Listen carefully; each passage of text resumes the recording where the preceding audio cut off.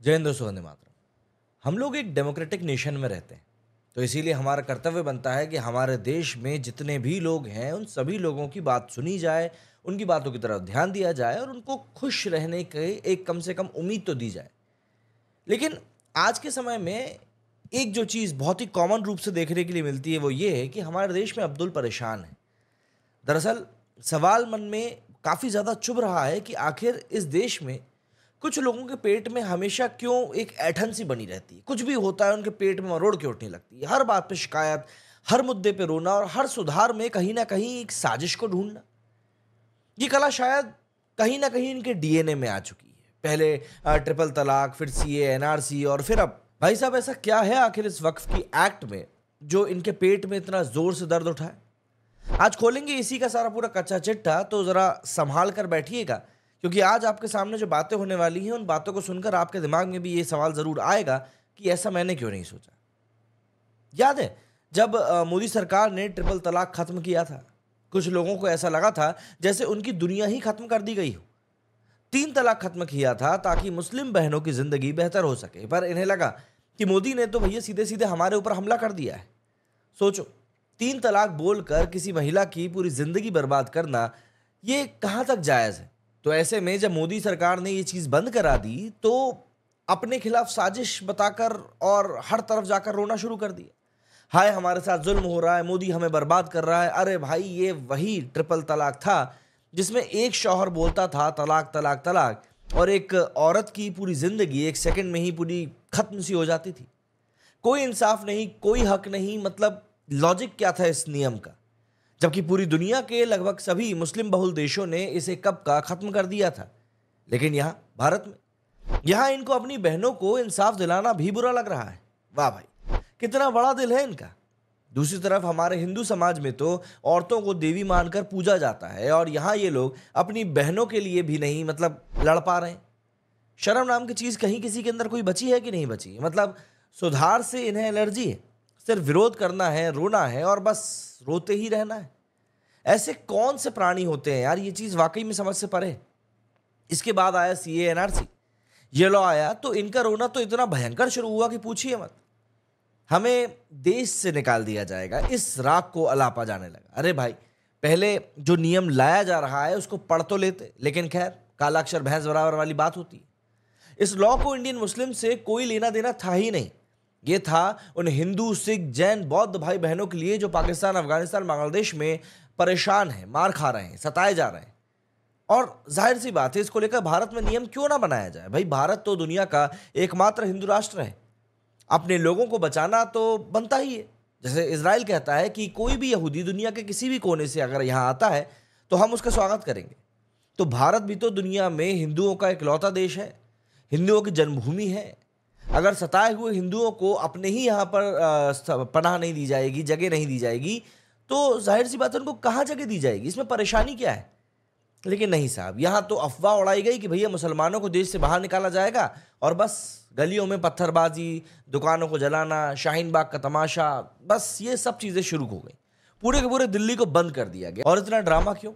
क्योंकि इनको सच नहीं चाहिए, इनको सिर्फ और सिर्फ चाहिए हंगामा। और हिंदू भाई वो चुपचाप देश के लिए टैक्स भरने में लगे हुए हैं, क्योंकि भाई काम करना है उनको, तो घर के लिए पैसा कमाना है।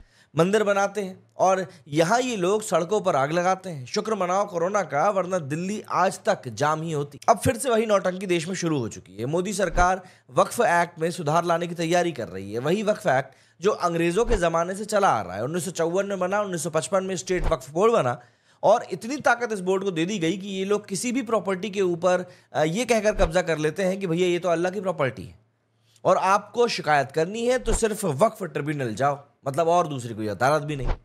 कमाल है ना। मतलब जिस पर कब्जा हुआ है, जिसने कब्जा किया है, वो कोर्ट जा भी नहीं सकता। ये तो एकदम मतलब जंगल राज वाला सिस्टम लगता है ना। सोचो, हिंदुस्तान जैसे सेक्युलर देश में ये कानून है जो किसी खास समुदाय को इतनी पावर देता है।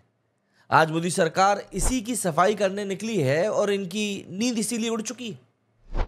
तुर्की में 99% मुस्लिम जनसंख्या है, वहां वक्फ में रिफॉर्म्स हो चुके हैं। सऊदी में 90% मुस्लिम्स हैं, वहां भी रिफॉर्म्स हो चुके हैं। लेकिन यहाँ ये चिल्लाते हैं कि भैया हमारे साथ तो साजिश हो रही है, कॉन्स्पिरेसी हो रही है। अरे भैया, तुम्हारी हिपोक्रेसी की कोई सीमा है भी कि नहीं है? मोदी सरकार ने क्या किया? बोला अब प्रॉपर्टी वक्फ की तभी होगी जब कोई उसे वाकई में डोनेट करेगा। नॉन मुस्लिम्स और वुमेन को बोर्ड में जगह देनी पड़ेगी। डिस्प्यूट होंगे तो कलेक्टर इनको देखेगा, और अगर आपको और डिस्प्यूट है तो भैया आप कोर्ट भी जा सकते हो। ये तो बेसिक फेयरनेस है। लेकिन नहीं, ओवैसी साहब, मुस्लिम पर्सनल लॉ बोर्ड और बाकी के जितने भी लोग थे वो सब बोल रहे हैं कि नहीं यार, देश को हम खत्म कर देंगे। क्यों साहब? क्योंकि मतलब ये सुनकर आपको झटका लगेगा, क्योंकि भारत में वक्फ बोर्ड के पास में कुल 95 लाख हेक्टेयर जमीन है। मतलब गोवा जैसा पूरा राज्य इनके कब्जे में है। इतनी जमीन की 30 से भी ज्यादा चंडीगढ़ बस जाए। और जानते हो इतनी जमीन की कीमत कितनी है? करीब 1,20,000 करोड़ से भी ज्यादा। लेकिन इनकी सालाना आमदनी बताई जाती है सिर्फ 200 करोड़ रुपए।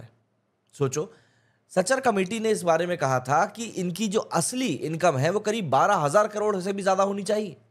सवाल ये उठता है कि बाकी पैसे आखिर जा कहां रहे हैं? इनकी जेब में। मतलब करप्शन का लेवल देख रहे हो आप?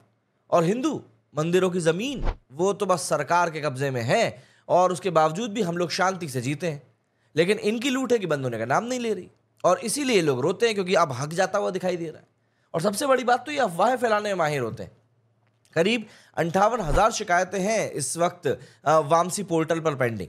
18,000 मामले वक्फ ट्रिब्यूनल और 165 मामले सुप्रीम कोर्ट, हाई कोर्ट में चल रहे हैं। इसका मतलब साफ है कि कहीं ना कहीं गोलमाल तो है। और ये लोग बोलते हैं कि भैया मोदी जमीन छीन रहा है। अरे भाई, जमीन तो पहले ही छीनी जा चुकी है, अब तो उसको लेकर संशोधन किए जा रहे हैं। मोदी सरकार इस समय बस इतना कह रही है कि वक्फ बोर्ड में अब महिलाएं और गैर मुस्लिमों को भी सदस्य बनाएं।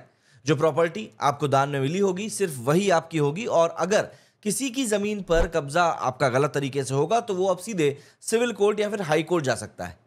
अब ये सुधार मुस्लिम महिलाओं, गरीबों और आम लोगों के हित में है या नहीं, ये आप मुझे बताइए, क्योंकि मुझे तो यहां पर ये हित में लग रहा है। और उसके बावजूद भी ये लोग सड़क पर उतर कर देश को खत्म करने की धमकियां दे रहे हैं। भाई इसमें मतलब समस्या कहां है भाई? ये तो वाकई में इंसाफ और बराबरी वाला कदम है। जब तुर्की और सऊदी अरब जैसे पूरी तरीके से मुस्लिम बहुल देश इस वक्फ एक्ट में सुधार कर चुके हैं, तो भारत में इन्हें सेक्युलरिज्म खतरे में आखिर कैसे लगने लगता है?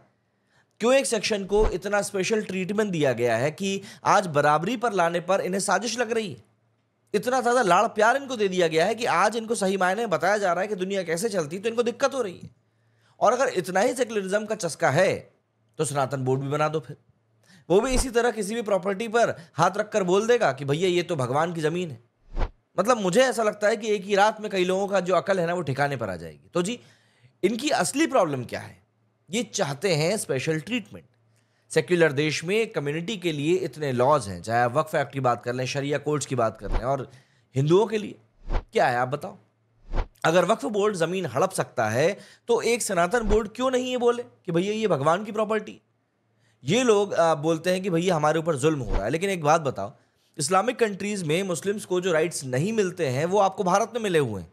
चाहे वो फ्रीडम ऑफ स्पीच हो, डेमोक्रेसी हो, एजुकेशन हो, सब यहां पर है। लेकिन हिंदू भाइयों ने तो कभी सड़कों पर इस तरीके से प्रदर्शन नहीं किए, क्योंकि हमें अपना देश प्यारा है, हम अपने देश से प्यार करते हैं। और ये लोग जो पत्थरबाजी करते हैं, इनको बस अपना फायदा चाहिए, और फायदा भी छोड़ो, इनको पता भी नहीं होता है कई बार तो कि क्यों प्रदर्शन कर रहे हैं। देश इनके लिए शायद बाद में ही आता है। अभी जंतर मंतर पर जो लोग प्रदर्शन करने के लिए बैठे थे उनमें से कई लोगों का जब इंटरव्यू लिया गया तब उनको पता ही नहीं था कि उनके बोर्ड पर क्या लिखा हुआ है। भाई अमेंडमेंट पढ़ते नहीं बन रहा था इन लोगों से, और ये लोग बिल में संशोधन के खिलाफ जा रहे हैं। आप लोग बताओ कि क्या वक्फ एक्ट में बदलाव होना चाहिए या नहीं? और आखिर इन्हें हर बार ऐसे मुद्दों पर इतना दर्द क्यों हो जाता है? कमेंट करके आप मुझे अपना ओपिनियन जरूर बताइएगा, और वीडियो पसंद आया तो लाइक तो कर ही देंगे अभी तक आप लोग। दोस्तों, ये वाकई में इनकी असलियत है।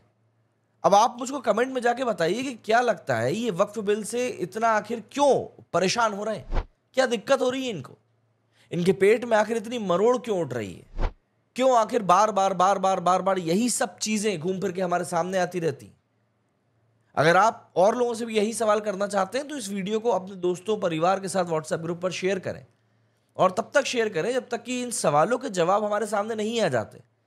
क्योंकि देखिए, हिंदू समुदाय जो है वो शांति से अपने काम में लगा हुआ है, अपनी रोजमर्रा की जिंदगी को जीने में लगा हुआ है, वो इतना परेशान नहीं है। अभी नागपुर से जो तस्वीरें निकलकर सामने आई, वहां पर कारों को चिन्हित करके मतलब फोड़ा गया, आपने देखा ही है। तो ये सब चीजें जो हो रही हैं, आखिर ये क्यों हो रही हैं, कैसे हो रही हैं, क्या है इनके पीछे की कहानी? ये सब चीजें भी तो सामने आना जरूरी है ना। और बस इतना ही नहीं, एक बात याद रखना हिंदू समाज ने इस देश को अपने खून पसीने से बनाया है। हम ऑब्वियस सी बात है शांति चाहते हैं, लेकिन जब बात अपने हक की आएगी तो ऑब्वियस सी बात है आवाज़ तो सभी को उठानी पड़ेगी। चलिए मिलते हैं अगले वीडियो में। इस वीडियो में फिलहाल इतना ही। जय हिंद, जय भारत।